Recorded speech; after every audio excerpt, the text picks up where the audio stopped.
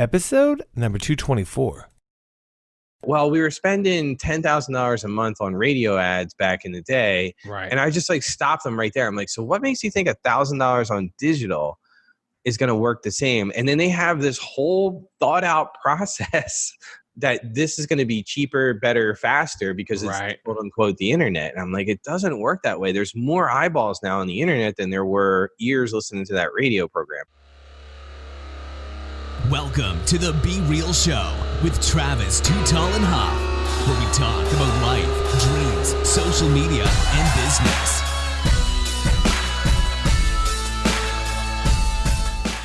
Well, hello and welcome to the Be Real Show with Travis Too Tall and Huff. Folks, as you know, I'm fired up as always, but I'm super pumped because after this show, maybe you're going to get some more success with social media and digital because we're pumped to bring you our featured guest today, Marty McDonald. Marty, are you ready to be real? I'm always ready to be real. My man's bringing the fuego today, folks. Better watch out. And he, folks, is the co-founder and CEO of Bad Rhino Inc., which is a full-service social media marketing agency. And Marty has consulted with businesses and startups, helping them succeed online, folks. As we know, sometimes you need a team to succeed, and you need to have someone to guide your ship. And Bad Rhino is specifically a full-service marketing firm that was founded in 2011. So he's an OG in the game, got at least 9 years in business here, as well as his clients consist of locally, nationally, and global clients. So he's helping people all over. And specifically, one of the reasons why they have succeeded is they are actually focused on the ability to develop a true, unique strategy for their customers. And at the end of the day, like I'm thinking, is not only are they creating content, but they're actually making it happen too, folks. They're actually implementing these strategies and managing the day-to-day tasks and delivering messaging to the customers, etc. So we're so excited to have you on the show today. Marty, how's your day going? It's going great, man. It's going better now that I'm chatting with you. Yeah, buddy. I like your style. So tell us about Bad Rhino. Tell us about what was the vision to get the business started? Sure. So Bad Rhino has been in business, like you said, formally since 2011, but we really started in 2010. And the main focus was my business partner, still my business partner, Rich, and I at the time just came together with an idea. He had an idea to start more of a consulting type thing around social media. And I have been working with small business and mid-sized businesses on websites and digital marketing in one way, shape, or form since 2002. It was a part-time hobby that became a very well-paying hobby that ultimately became Bad Rhino. And the vision was to actually educate business owners as we help them. Right. So everybody gets confused with all this stuff, right? It doesn't matter whether it's a big business and they have a marketing department or, it's a solopreneur that has a couple of different sites and a couple of things going on. It's so hard to keep up. And even 10 years ago, when things seemed to be much simpler, social media started to really take a front seat in the internet. And now it's all kind of morphed into one. But back then it was a little bit different. And we saw an opportunity, and not only to educate and help, but also to do it for them. And that's why the agency was born. The vision was born out of providing really good information, but then executing on what we said we would execute on. Because that's the hardest part, folks. I mean, the bottom line is I could give you a strategy today to win in social, but then you got to do it. You got to go comment on 100 people's things on LinkedIn if you're going to use the Gary V $1.80 strategy and you're adding your 2 cents to 90 comments. You got to do that work. And it can't really be done by robots. I mean, I know that there's bots and tools and things like that, but true successful wins of social or digital has to be done by a human. I mean, I truly believe that as far as like the real engagement goes.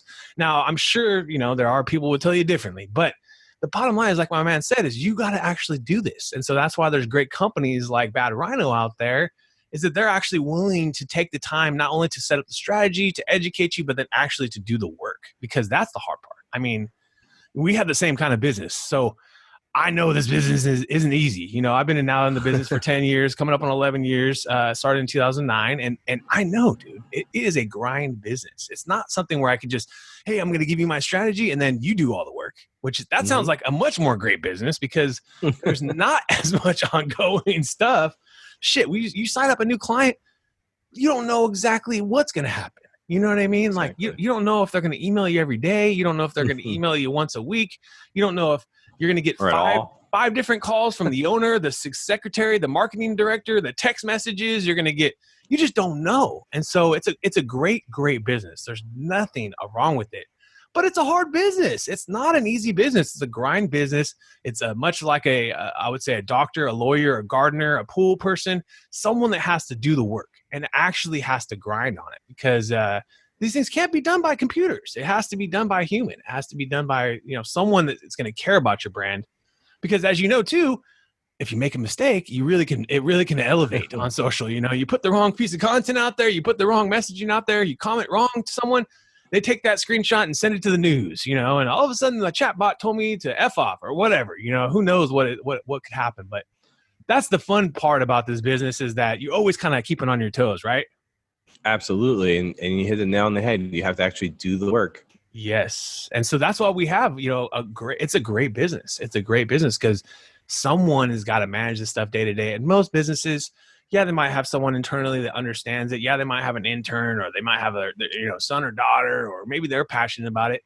But like anything in this world, it's time. So if you're the owner of the business and you're managing social, it doesn't make the most sense, because you are the owner. And you probably, if you're a lawyer, or if you're an accountant, if you're a doctor, you're making several $100s per hour, and you don't need to be dealing with social and doing posts and responding, and you know what I mean? And quite often you see that, surprisingly. It's crazy how many lawyers I've met that have run like 6-figure ad campaigns that have monthly and have lucked into getting leads, and they're still doing it on their own. I'm like, yep. Why in God's name are you doing this on your, and it's crazy how many. You're right. It is. I mean, it's still one of those things that it's a trust-based business. I say it's like it is like babysitting your daughter. Like I have a daughter, she's 1 year old. You only trust so many people to come over and babysit. You're not going to just say, "Hey, anyone in the world, come over and babysit today." You know what I mean? It's just one of those things. And I think it's the same thing with social or digital, as these people look at these businesses as their baby. Usually a business is kind of like your child, and I think that is one of the biggest areas of us to educate them, for companies like ours to educate them about the fact that, hey, shit, you're, $200 an hour times 30 days a week. If you're just spending 1 hour a day, that's $6,000. So do the math. Like, most of the time we're probably not charging you $6,000. So, usually there's a better fit as far as your time and efficiency, as well as you probably obviously know, is then you get a team. Then you get a team of people that work on the content, team of people that work on the moderation and commenting back and et cetera. And it's not just you now. And I think that leads for the business or the owner to not only have a better quality of life, but then also to have just more success come in. Because shit, don't you want to enjoy the weekend? Don't you want to enjoy your holidays and nights and stuff like that? I mean, it's just a bottom line, right? Yeah, I think, a lot of the things that you're saying are, things that people come to us for, right? Save us the time and then actually the know-how. But you're right. You have to develop trust, and sometimes you have to do it quickly, but so many, doesn't matter the size of company. I'm shocked sometimes of our larger clients when they come to us and they don't understand, like, ultimately what you're paying for is data. I mean, yeah, you want to drive sales if you're e-commerce. Yeah, you want people calling, your office if you're a doctor, lawyer, et cetera. Don't get me wrong. That's the ultimate end result, but you have to see what the market's telling you online, and you can easily do that when you start running these campaigns. But the trust part is key. You have to be able to deliver on it, but then explain those numbers and how they're going to translate to sales ultimately. And sometimes it happens quickly, and other times it takes a little bit of time because they don't understand that, oh, your website's broken. Oh, you have this that's broken. Oh, by the way, we drove 75 calls. Well, how do you know how many calls came in? Oh, well, we have a number, that we can track the calls. And it's like, but nobody picked up the phone. No one followed up. Like, nobody followed up. So like, you start to uncover those points, and it becomes very personal very quickly, especially in small businesses when you're saying you have a lot of holes in your sales process. Right. So how would you address that with them? Say, because this business, folks, in marketing, since I worked in the TV business at ABC Television, it's a what have you done for me lately business. I mean, it is literally, oh shit, I got you 400 shares on this one post last month and 50,000 organic reach, and shit, we went viral. And then this month, Travis, where's the 400 shares? Oh shit, it doesn't happen every month. I don't know what to say, you know? And so it's one of those things you have to constantly, you know, it's constantly, you're constantly having to show that you doing, if not better than last month. And so it's just, it's an interesting business, marketing and advertising business. And, but yeah, I mean, at the end of the day, the most important thing is if people spend the time, if people spend the effort, hiring a company like yourself, working with a professional, they're going to get more results. I mean, they really over time. And and you asked how do you explain it to them? You know, like the 400 shares, use that as an example. It's not going to happen all the time. Right. But you find out, what we do is we find out what their goals are. And sometimes it's easy. Sometimes it's like, hey, we just straight up sales. Like, we got to drive this. This is what we've been doing. This is what's working. This was not. Sometimes those potential clients come in prepared and they're ready to make a move. And then other times what you want to do is you need to walk them through the process. Right. And there's a lot of what I call legacy companies out there. And if you're an agency owner, you know, you should look at them as potential opportunities where their main person is getting older and they've had this business for 30 plus years and they need to move into kind of a digital age. Maybe they're looking to sell it. Maybe they're looking for certain things, but they don't have any of this set up. Like, their leads still do truly come from the neighbors and from friends and from past clients. And they've never had to advertise before. But now they're looking, you know, they're 60 years old, say, and now they're looking to get out or bring in a new partner to take over or whatever it is. Right. A lot of times in doctors' offices, a lot of times in lawyers, a lot of times in those professional services. And you have to walk them through the process. Be like, okay, well, what's your goal here? And then start off with, what's your goal 5 years from now? Okay, well, let's back through all those and start to write out an actual plan so they can see it, because it's like voodoo, you know, like, you know what it is. Like, you start talking to them about clicks and cost per click and all this other stuff, and they like get glazed over, but they don't really do it. So you have to relate it to what their goals are and start from there. Right. I think that's the most important part too. Absolutely. Is that, and to refocus what their goal is. Hey, you remember you told me the goal was this and we got all this and this for you, but you remember the goal was this, folks. And I've always found for us, oh God, are you kidding me? Hell yeah. I mean, shit. I mean, because often, you know, the campaigns turn into, there's other things that happen, you know, oh shit, you got 400 shares. Well, that wasn't the main goal, but you know, for instance, that client was about how to beat the algorithm. We got 20,000 fans on Facebook.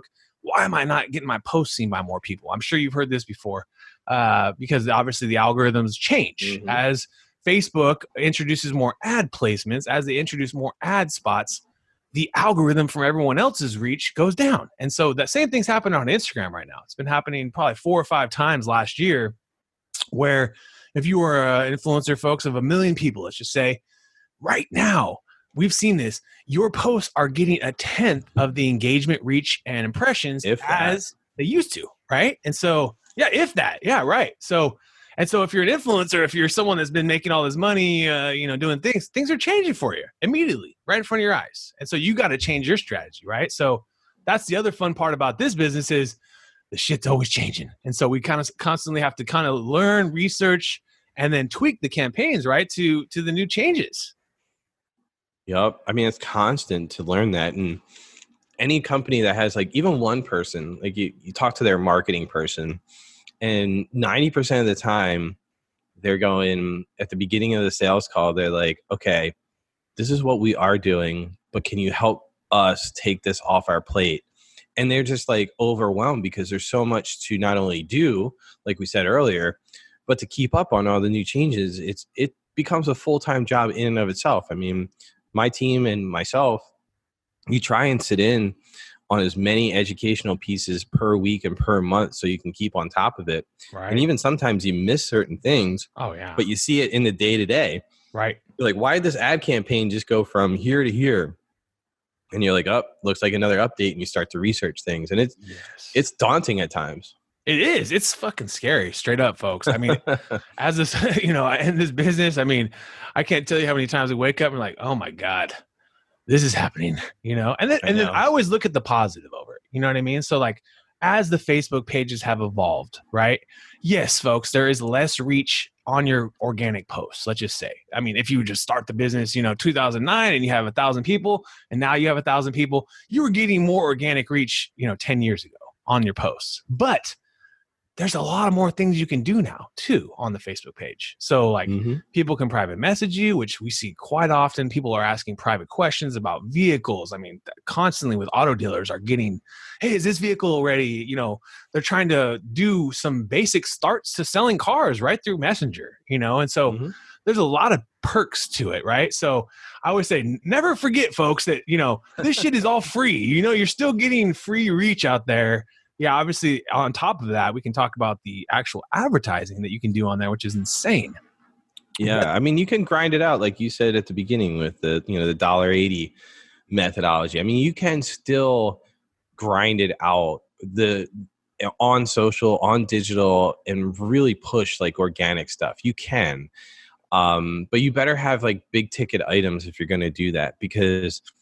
And I don't even, some of them don't sell that very well when big ticket items that way. So you have to really take a look at what you're doing day in and day out, and leveraging the ad platform to make that algorithm dance is the easiest, fastest way to do it. Right. Pay to play, baby. I would say for everyone on there, if you aren't boosting your post, at least put a $1 boost on every post. Yeah. Something about just that. Have a strategy behind it. Just have a strategy. That's all you need. I mean, that's the simplify thing is throw a couple bucks around, but have some sort of strategy about the content, the time of day. Right. And don't just do it for like today and tomorrow. Like plot it out, do 30 days, do 45 days, do 90 days if you can. And you will see some things change for you. Do you feel like that's the other part of the business is tough too? Is some clients just kind of want to launch for 30 days and the next thing you know, they're looking for something else. It's like, it's kind of, it's a scale up for us in this business to even get a campaign going. I mean, because there's some knowledge we got to learn about the business. Sometimes there's a lot of different moving parts that they have going on. And then the worst thing that could happen, and it happens in the marketing and advertising business, is that the client leaves to go to another person, and so then it's like, oh God, I just put all this effort and work in, and now they're gone to someone else, and then half the time what we hear is, oh, we're gonna do it in house, and guess what happens? Nothing happens, folks. You go to their social media, because we do this all the time.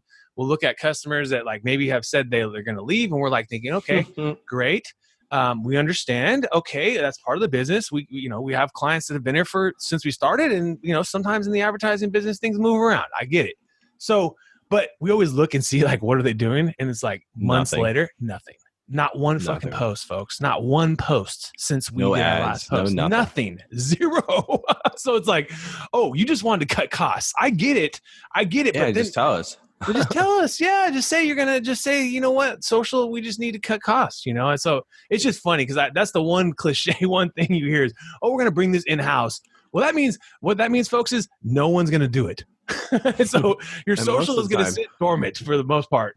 Very few. Most of the time that whoever they dump it on is just like, oh, I can't believe I have this now. Exactly. They don't want it, right? And the reason they don't want it, and this is just. Any business owner that's listening to this that's thinking of hiring an agency, and you have, all right, we'll bring the agency in, then we hire, we'll give it to somebody on the team, or we'll hire somebody new. Right. Here's why they don't want it. And this is like one of the big things I've learned. That marketing person doesn't want the social and the digital aspect because of what you mentioned earlier, is if you make one mistake, it's magnified by 10 million. Yes. And it's one mistake. So like outsourcing that pressure is one of the biggest things that you can do.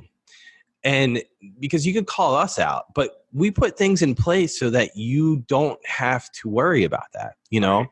But when you say that, oh, we're going to give it to somebody in your organization is quaking in their boots, so to speak, on shit, I don't want this. Totally. Or the new person that's coming in has to then get up to speed. So say you spend 6 months with an agency, and it's going to take 6 to 8 months for that person to get up to speed 100%. Right. And you're spending way more money than you should be when you should just be focusing in on marketing and sales. Yeah. And so I always say, folks, and this is to back both of our businesses up, it's all about being consistent.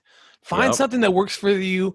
Be consistent to that budget. Give it at least 1 year. give it at least 1 year. I feel like if you give my man Marty a shot, you give T Huff's company, you give any social media company or digital marketing firm or just advertising agency, just give them a shot for a year. Plan on this thing to work for a year. If after a year you're not feeling the value, not feeling the customer service, not feeling like it's delivering for you, then make the change. But too often you see these people in advertising. I mean, I used to see it quite often in the television business. It's like they want to pop up for 1 month, run a $10,000 campaign, and wonder why shit didn't work. It's like, oh, well, you know what?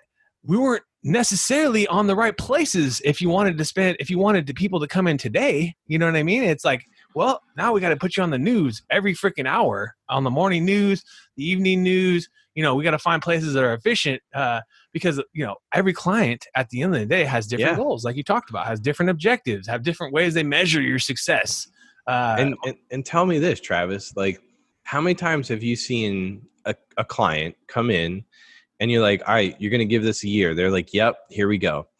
And you get there and say, you know, getting some mini results, right? Things are happening. Absolutely. And they pull the plug at 6 months. And when you can see it and you're almost not begging them, but you're telling them like, you were right on the cusp of everything. You realize this. And they're like, well, we don't see like the cost. We're not seeing the return. And it's like, you know, we talked about this. You know, sometimes things pop in like, not immediately, but pretty quickly. And then other times you are looking at it because it's a new market or a new product or something different, or there's something that they're doing in their business. And you're saying like, look, hey, commit to this for a year and you're going to see, but you're going to see your results come, the bulk of them later on, because we're going to see all the data. We're going to see all the information and we're going to be able to play off that. And then they stop at 6 months. When you're right there, you're like, you realize like the hard work is done. Like we've dug the ditch, right? And now it's time to do the rest of it. But we've finished the hard work, and now you want to quit. And then they're gonna just put no posts out there after that. And then they just stop. And it's just like, why would you waste your time for 6 months? And it kills me. And I've gotten over this because I've been doing this for close to 18 years now. Right. But I've gotten over it. But it used to be, I was just like, you've got to be kidding me. Like, we are right there. And I used to sit down and show them exactly where they were, spend like 4 or 5 hours, like, here, look, and this is what's next. And they'd be like, nope, we don't care. Insane. I'd be like, you've got to be kidding me. Insane. It's the funniest just thing. Like, whatever. Exactly. Yeah. Now it's just like, okay, fine. No worries. We try to let people know that it's not going to get them immediate results. Absolutely. Sometimes it does. I tell people that all the time. Like sometimes you run an ad campaign and all of a sudden the fucking client's getting quality leads calling them, you know, and then sometimes it takes a little longer. Sometimes on social, you instantly resonate with the content and instantly gets more shares, more engagement, more love in the feed, which is a big part of it. Let's just be real. It's a big part of the warm and fuzzy part about social is that, oh shit, my posts are getting engagement. People are commenting back. People are, you know, liking these things. And then at the end of the day, you can't give up on this shit, folks. Marketing and advertising and in general, unless you plan on going out of business, is the only way that you can give up. So for anyone that's out there listening today that doesn't have someone helping them, look at an agency. Look at someone that can actually help you guide the ship. But also be realistic that this stuff happens over time. I mean, all our most successful campaigns are clients that are, you know, basically started on annual contracts, and we've just kind of kept them in those contracts, and we've kind of evolved their services, obviously, as the platforms evolved. But from the beginning, they were in for the long term, you know? And so we've even tried to make it in our process where we offer these annual campaigns to them too, because we've just seen that, you know, the clients that kind of come and go month to month, they're just not there consistently. And you don't want to turn away business, you know, you don't want to turn away clients, but at the end of the day, it's like, shit, this is tough on me too, you know, to just have all of a sudden you put in all this effort, like you said, 6 months, you're on the cusp of it really delivering. And then next thing you know, the client's like, nope, we're going to bring this in. Absolutely crazy. We're going to just stop everything. We're just stop everything. Stop everything. Fucking stop all social posts, stop all digital ads. And then the ball is going to keep rolling. Well, folks, you're wrong. So just know that it's all about just a consistent budget that you can look at yourself every single month and afford, you know, and then be consistent. I used to sell that to people in the TV business after my first few years and understood it. I'd much rather have that $10,000 customer, break it up into $1,000 or $1,500 a month, and then just break it up over the year, because they were going to get the results if we were on every single day, every single hour, constantly. Yep. You're constantly on it. And that's the same with social. It's the same with digital. I think the biggest thing is that people they wet their whistle and they kind of go too heavy from the beginning, and then they aren't excited or don't see those immediate results, and so then they kind of slow back out of it and say, oh, maybe we can do this ourselves. And then when, like you said, when it gets put on XYZ person, then the person's like, I don't want to do social. This shit's scary. If I do the wrong post, I'm going to be getting fired, and so it's a fascinating blend, I think. But the best part is we have a great business, man, because you can help clients from all over.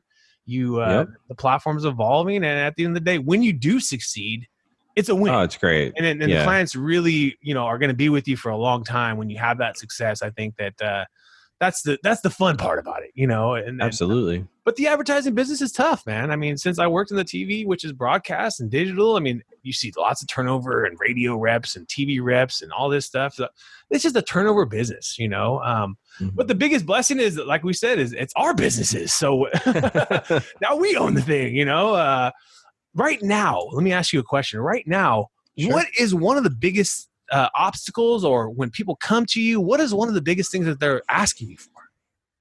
I think one of the biggest things that anybody that comes to us, they're trying to do something on a shoestring budget. Got you.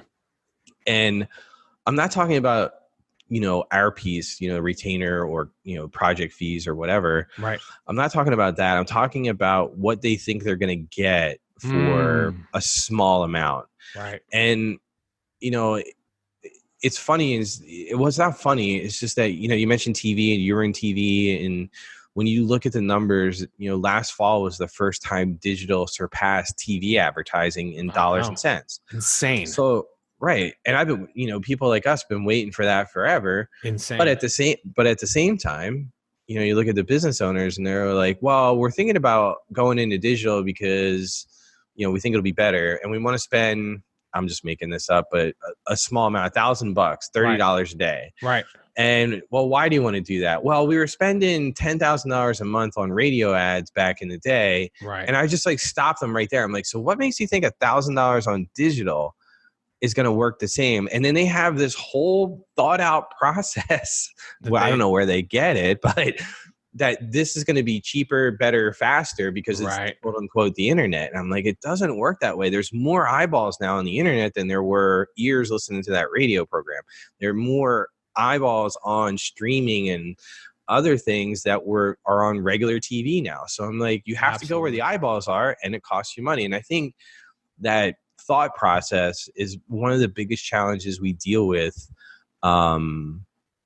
day in and day out with people coming to us, is they expect a little bit more for less money when it doesn't really work that way. And then the other side of it is we have people with giant budgets that just want to keep throwing more money at it rather than optimizing the campaigns, which is a different battle in and of itself that we don't have time for on this podcast. Oh yeah. There's so many customers that are just setting up their own ads. They're running $20,000 in ads, and they don't realize all you got to do, folks, is manage these things a little better. Maybe put in some limits on your cost per thousand and your CPMs and CPCs, and you might get 2 times the results because you know it for less money. Yeah. Oh yeah. Dude. The platforms themselves, the self-service advertising business is a brilliant business because really is. Facebook and Google, they can they say, oh, you need to spend $40 a day. Okay. You need, your CPM or CPC needs to be $10. Well, they're not going to tell you that maybe you could be $4, maybe you could be $5. They're going to tell you that because why the hell would they? They're going to get the $10 if you put that in. So we see that quite often too, in that clients are running their own ads.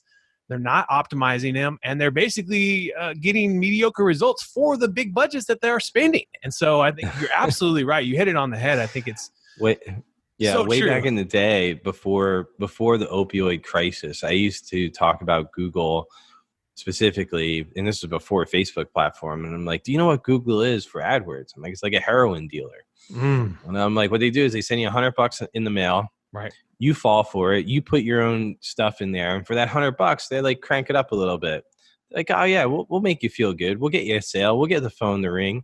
Then the next thing you know, you're like, this is great. I spent $100. I got 3 leads or whatever. And then the next thing you know is you put in $1,000 and it's like, oh, and then you keep chasing it because you're not optimizing it. You're not looking at the right things. Right. And it's, I thought it was a great analogy. I stopped using it because of a variety of reasons, but it really was like they would just feed you a little bit, get you hooked. True. And then the next thing you know, these people, I mean, I've had clients come to me that have spent like $400,000 or $500,000 in big businesses. And they're like, we can't get this to work. And you look in there and you're like, well, I don't want to tell you this right away, but there's like 3 things that I know why it's not working, but you just keep spending money because you think it's going to work. Right. That's crazy. Yeah, it's the opposite side of what I was talking about, but it's true. It's so true. It's so true. So folks, another reason, have a professional on your side. Expect that the prices are going to go up. Shit, if you were running ads in 2010, 10 years ago, you might be getting a lot better prices on all the platforms. But now your competition's ready. And as Gary Vee would say, there's still millions and tons of millions of dollars on the sidelines in these more legacy advertising platforms, magazines, radio, print, newspaper, yellow pages. Shit, these businesses actually still make money on customers. Just imagine, folks, if they all move into digital. Just imagine the world where they all move in. Now the price is going to be insane, and so the prices you have today are still a great value, and compared to maybe in 10 years, it's going to even be more. I remember looking, like you said, that stat. I remember when I started my business, they were showing, the future projections, and they eventually showed that digital was going to make more money than television business. And I was like, dude, I'd show customers this, and obviously they don't believe, oh, social's a fad. Oh yeah, blah, blah, blah. But here we are, 2020, and it's true. So the thing is, there's if you haven't started these campaigns, you're not too late. But if you've been starting it for 10 years ago, it's going to take a little more today than it is 10 years ago because you got more competition in the feed. You got more competition on AdWords or any of your favorite platforms. And because there's more competitors, your price per action or per impression or whatever is going to go up. I mean, it's just the reality when they have, this amount of people that want to run ads, especially this year because you got all the politicians and all these extra things too running ads. Yep. But it's a fascinating business, my man. But now we're about to take you into our top 10. Are you ready? I'm ready. Apple or Android? Apple. Netflix or YouTube? Oh, Netflix. Instagram or Facebook? Instagram. Yeah. Chicken or steak? Steak. Laptop or a smartphone? Laptop. Spotify or Pandora? Spotify. Movies or video games? Oh, man. Used to be video games, but movies now. Movies, baby. Reading books or listening to books? Listening to books. Stocks or real estate? Stocks. Oceans or lakes? Oceans. I like your style. It's a great time to be a stock investor right now if you are willing to take a little pain along the way, right? Always pain, even in real estate too. Oh, heck yeah. My dad always told me the stock market will inflict the most pain on the most people. And it's just something to remember as every day. If the market's down, it's a day to buy. That's all I have to say, especially if you're not in the market at all. If it's a market down day, it's a good day to buy. Don't be scared, folks. Don't be scared. We're not going to all be taken out by the coronavirus. Do you think you will ever retire? Do you think it's something you will ever do? I don't think so. No. Work until we're gone, baby. Well, I've been lucky enough to have a lot of different mentors, and I have a handful that are significantly older than me, 40 plus years. Mm-hmm. And they're very similar. And I always ask like, oh, when did you retire? And they're like, I haven't retired yet. Love it. And these are like well off, people have owned multiple businesses and they're like, just can't stop. So true. I kind of feel the same way.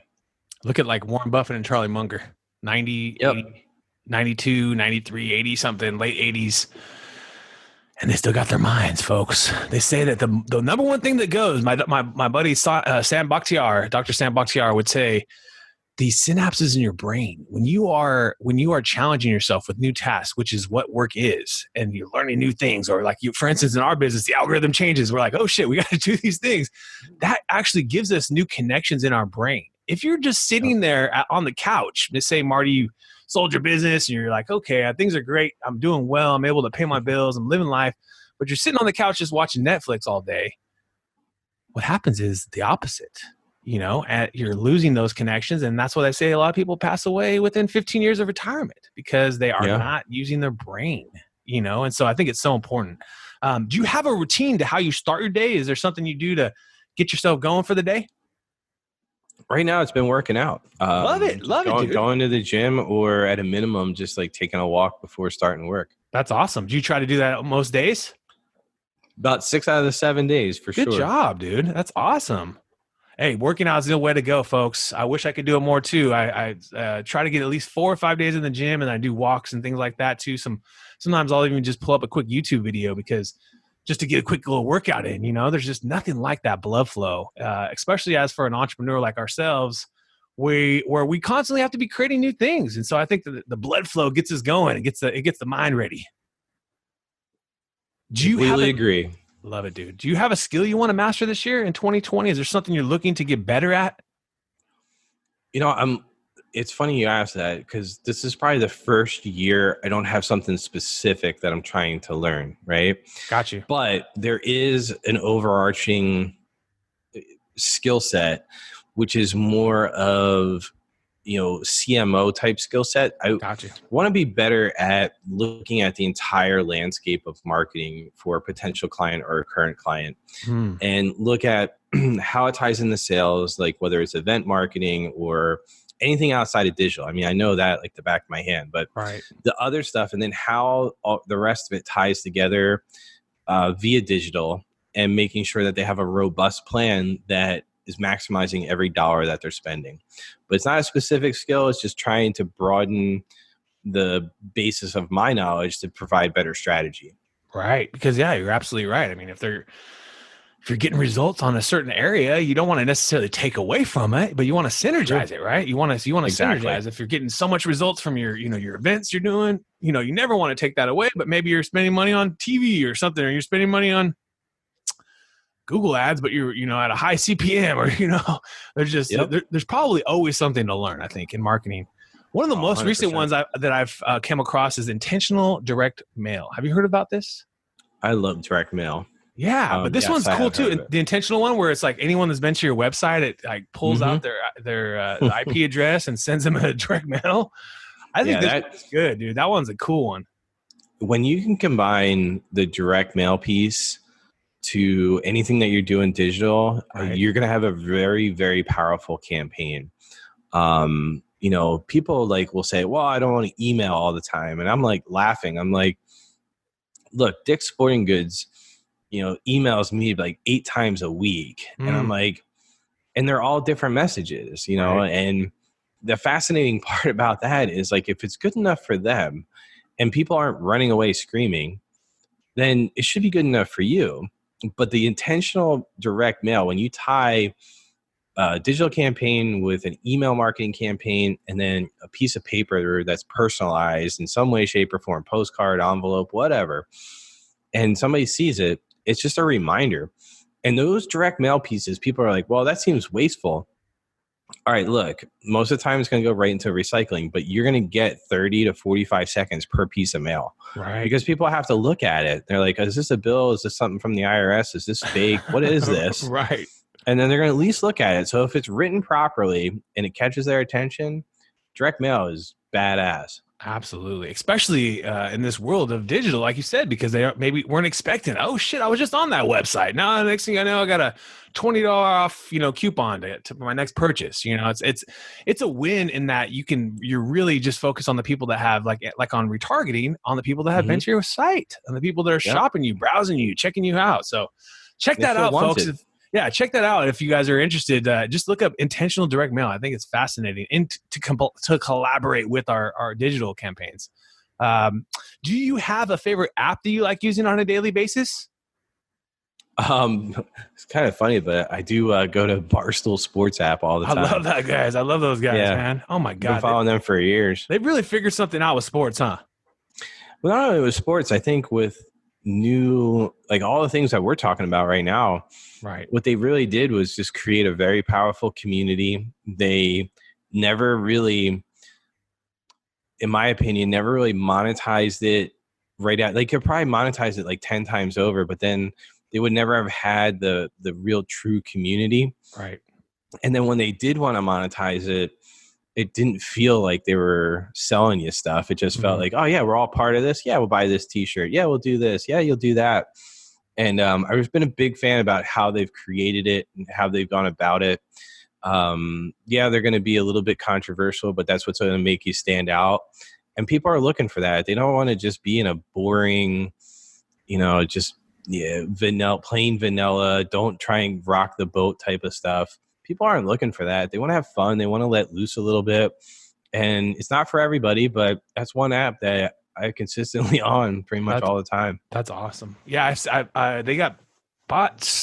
Penn National invested in $450 million or someone crazy, and they're going to probably roll that out. They say into all their casinos and stuff, and all their they're going to create sports books and kind of like create their own Barstool Sports book. I've hered, or something kind of along those lines. Yep, along with a bunch of other stuff. They're gonna be big.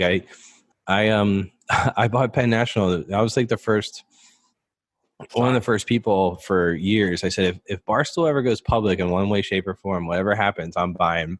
So the day that happened, I got probably at least 10 text messages like, did you buy in? And I was like, I didn't even hear the news yet. And I was like, what are you talking about? And so it's interesting for sure. Penn National, folks, go get it. Go get it, because I think they own Barstool. I am not a stock predictor. Absolutely. Yeah. The stock market could all go down tomorrow, but it could. But still, you got to think the long-term dollar cost averaging, folks. Buy every day. Be real tonight. If you could sit down to a dinner with anyone in the world, who would it be? Living or dead, or doesn't matter. Yeah. Doesn't matter. Yeah. We've had all sorts of different guests come on the show here. There's like random things. I mean, the easiest answer is my mom, who passed away way too early. Love to sit down and just have a conversation. She'd be confused as hell about what I actually do now, because I was in a different career back then. But yeah, trying to explain the internet and like, hey, what's going on would be fascinating. And then the obvious reason. But if I had to really pick anybody, just from a standpoint of just time and being able to understand, Genghis Khan. Oh, yes. That dude, like, literally just raped and pillaged, right? But like, when you read about it, and who knows how much of it is real and whatnot, but I was one of the podcasts I was listening to, Hardcore History, and they're talking about there's like something ridiculous amount of people have a percentage of Genghis Khan DNA. Oh, wow. Like, I don't know the number. I wish I did off the top of my head, but it's a ridiculous amount of people on this earth today in 2020 that have a tiny piece of Genghis Khan DNA, which it could tell you a lot of things. So you got to just like talk to the guy from a mindset of like, what the heck were you doing? Like, who are you? What were you doing? Like, it just seems like a massive undertaking. Like, what was your goal? What was your goal of this? Yeah. I mean, obviously it was rape and pillage and take over the world, but like, how did you get into that? Like, crazy. At what point, was enough? But that would just be a fascinating thing. And it's just an interesting, when I heard the DNA thing, I was like, all right, I got to go kind of investigate this. And I'd love to have dinner with him. Just be like, yo, what's up, man? Oh, I love that. That's a very unique guest. And I love that you mentioned that, because I think it's fascinating. And I love Hardcore History. I think that's another fascinating podcast, because it makes history very interesting. It really breaks it down, and these things are not done in a short manner. I mean, these are long podcasts, but I've heard more and more people just talking about it and loving that. As well as it's always fascinating about like water molecules too. You hear like Abraham Lincoln, or these people that you just admired, Genghis Khan. We're still drinking, or part of my water particles was stuff he drank. You know what I mean? Right. It's just like we're all sharing water particles, and we're all sharing water with Elon Musk and Jeff Bezos and everybody. So just don't forget this, folks. We are all connected one way or another. We're all connected. And could you give us and our listeners one last real talk thought for the show? I'm sorry, what was that? One last real talk thought. Sure. I think, looking at marketing just in general, I mean, we bounced around like a lot of different things in this short podcast. And I love it, because there's so many different facets out there that as a business owner or a marketing manager or whatever your role is in a company, if you have marketing and sales underneath you, what you want to be able to do is take a look, and it doesn't have to be digital, like we said earlier. What you want to be able to do is look what converts the best for you, what works for you and what generates sales, and stop everything else and start right there and just be like, we do this one event. I'm just using an example. We do this one event and it generates 40% of our sales for the year. And take a look at everything that you're doing before that event, after that event, in that event, during the event, everything, and then build off of that. And that's like one of the fastest ways to increase your marketing, do better in your overall marketing. Just look at what's working really well and just crush it right on that one thing, and then expand from there. And that's like one of the biggest thoughts I give to everybody, because I think it's overlooked. They're always looking for the next shiny thing, and usually the thing is right there in front of you. Right. You just have to look at it a little bit differently, and that's where it helps to hire a company like us or yours, man. You just kind of roll from there and give that different insight. So true. I love that. I love that. So folks, just what's working for you, keep it going. And then you can synergize that with some other things, but make sure you have a professional on hand, especially the team aspect, because now you got a whole team on hand. That's so important. And then where's the best place for people to find you or more about the business? Absolutely. So Bad Rhino. So it's simple, just Bad Rhino Inc. So BADRHINOINC.com. We have a blog on there. There's a contact page. And anytime I'm on any podcast, if you just mention this podcast in the subject line, say you heard and you have a question for me, we'll get back to you pretty quickly. You can just email us at info@badrhinoinc.com and we'll get back to you as soon as we can. I do that for every podcast I'm a guest on. That's awesome, brother. Hey, I appreciate you, bro. You are definitely someone that gives back and is intentional about your meaning and your life and your purpose here. I think that your business is going to continue to expand and grow. I love what you're talking about with looking at the whole marketing landscape. But folks, I just want to, like I said, we want to thank you so much. You've been hanging out with Marty McDonald and Travis Too Tall and Huff. We want to thank you again for your time today, and let's keep being real. Right now, more than ever, folks, we need to work on our reputation for our businesses and get those reviews, get those positive reviews, get those positive recommendations on both on your social, but also to market on your website. And that is why you want to check out my business, folks, our software, realtimereputation.us. That's realtimereputation.us.